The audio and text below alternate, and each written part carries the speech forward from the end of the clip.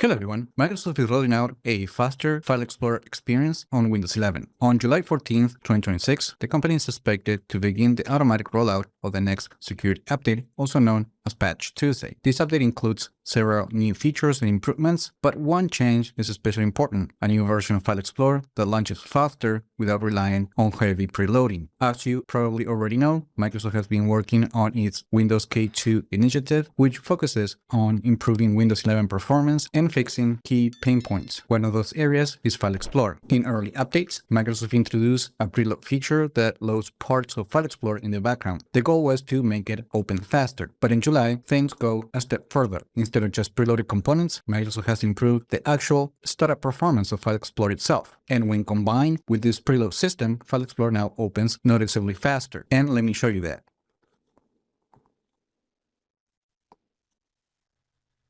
And this is an important change because when preloading was first introduced, many users felt Microsoft was just loading parts of the app early instead of truly improving the code behind File Explorer. Now, this update addresses both sides with smarter preloading and better code performance. On top of that, the company is also improving search instead of File Explorer, and now search suggestions are faster and more reliable. And there are several bug fixes, and all of these changes together help to make File Explorer feel quicker and snappier and smoother. Now, it is important to know that Microsoft is rolling out this feature gradually, so it might take some time in order to appear on all installations. And that's it. What do you think about Microsoft actually improving the code in File Explorer to make it faster? Let me know in the comments. Also, like the video, share it, and subscribe to the channel if you haven't done that yet, because that helps me a lot to grow the channel. And I just hope this video was informative for you, and I would like to thank you for viewing.